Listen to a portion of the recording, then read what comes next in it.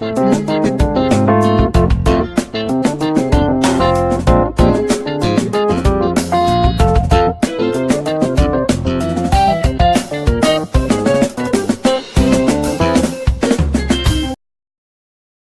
everyone. You are welcome to Anchor Network, where you get reliable and authentic news that are so crucial to you. I say big thank you to everyone who has been part of this channel and who has taken time to subscribe. And if you are yet to subscribe, I say please click the red subscribe button and also the bell icon. The bell icon will allow you to get notified anytime we publish any news. Federal government can't meet labor's demand on 30,000 naira minimum wage, says Ngige. The federal government Thursday declared that it would not be able to meet the demand of organized labor on the percentage for consequential adjustment of the 30,000 naira new minimum wage due to dwindling revenue. The government said it would appoint a new team to represent it in the committee negotiating the consequential adjustment. The Minister of Labour and Employment, Senator Chris Ngige, who conveyed government's position during a courtesy visit by the leadership of the Nigeria Labour Congress (NLC), said the federal government felt there was a need to tell the truth on the poor state of the economy. According to him, the federal government has decided to reconstitute the team representing it in the committee negotiating the consequential adjustment. The minister said, government is not averse to the consequential adjustment. What we are saying is that we should try for all parties to agree that the economy is in the doldrums, that the economy has some problems and troubles, and therefore we have to cut our coats according to our cloth. That is the most important thing.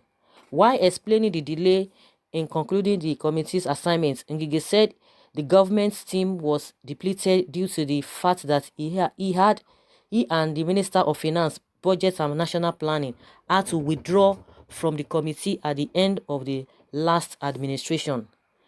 The committee was inaugurated in the office of the Secretary to the Government of the Federation (SGF) late April. But when the committee started work, I was a member.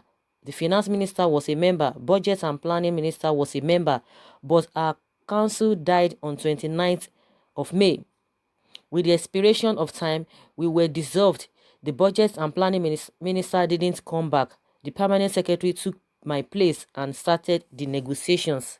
He said, I do not want to say that they didn't make progress. They made progress because at least from levels 1 to 6, they got something. And from the time we were coming back, we saw that they were making progress. Unfortunately, the head of service, the chair of that committee, had to go on compulsory leave, and it is not easy when some other person is going to act and move in, he said. Negotiations on the implementation of the new minimum wage had ended in a deadlock following the failure of the government team and the leadership of the Joint National Public Service Negotiating Council to agree on the percentage of adjustment that will apply in the computation of the new wage for grade levels 7 to 17. While the federal government had shifted ground from its earlier position of 9.5% to 11% for grade levels 7 to 14 and 6% from 5% for levels 15 to 17. Representatives of labor, however, instead insisted that the government should adjust the salaries of workers on grade levels 07 to 14 by 30% and those on levels 15 to 17 by 25%. The organized labor, however, stepped down to 29% from 30% for grade levels 7 to 14 and 24 to 25% from levels 15 to 17. Ngige, who responded to the concern expressed by the president of the NLC, Ayuba Waba, over the delay in reaching a deal with the unions, said the present economic situation had made it difficult to accept the demand of the labor. However, Ngige, who was flanked by the Minister of State for Labor, Festus Keyamo, assured the workers that negotiations would be swift as soon as the new government team is formed. He added that the ministry will not allow areas to pile up the extent that such would constitute a burden for the federal and state governments to pay. On the request by the NLC president that the ministry should move to establish the National Labour Advisory Council, Ngige said government would hold a convention to inaugurate the council later in the year as soon as funds were made available. He also expressed government's concern over the rising unemployment in the country, describing it as highly worrisome. He said the organized labor should not limit itself to just advocating for workers' rights, but should liaise with the government and the private sector to create jobs. Earlier, Waba listed some issues Labour would want the minister to address. Hello, my people. Are you seeing it? Can you hear it? Hey. But the other time I heard that the federal government was about embarking on to pay the minimum wage, that everything was sealed and stamped. So what are we hearing again? First and foremost, before we even go to all of those, now they are accepting that something is wrong with the economy. But later you will hear the vice president coming to say everything is fine, everything is okay. The president will say everything is fine. Femi Adesina, Garba Shehu, Buhari will say everything is working fine. They have closed down the borders. Now they are saying it's yielding positive results. Those are the things you'll be hearing. But now Ngige is saying they have to say the truth, that the economy is not working well. The economy is not robust. The economy is suffering. And now they will tell you that, oh, they have created Empower. I don't even know if that one is even still invoke, or is still raining, or they still talk about that. They will tell you, oh, they've created how many jobs, they've created this thing. But now, pay the minimum wage, you cannot pay. I mean, why this thing has been on during the election, it was like, oh, they are going to do it. Everybody, their supporters were clapping for them. Oh, the president is this. Oh, he has the interest of the people at heart. This and this and this and this and that. After the election, for where they started all over again. They want them to represent their demands again. Can you imagine that kind of a thing? This is pure scam. Honestly. What more can you say about this? And again, the annoying thing that people have been talking about this NLC chairman or leader, he has not done anything. He's always coming out to say, oh, we are going on strike. We are going on strike. The strike, will not go. Proper negotiation, we cannot see. They are just dribbling them here and there. Now they have to cut their clothes according to their coats, or their coats according to their clothes, according to what Ngige is saying. But have you ever heard that they are making sacrifices? They are still going to be telling the masses, the workers, to sacrifice. They have to make sacrifices. And the governors are collecting huge allowances. He himself, as a minister, the president, all of them, they are there. Nobody is cutting up, making sacrifices. They will tell you to be making sacrifices. Those are the things people are agitating for. That is why this man is being locked, and they cannot even release him. Those are the things he's talking about. Can we see it? No, now we should just continue. No, we should continue.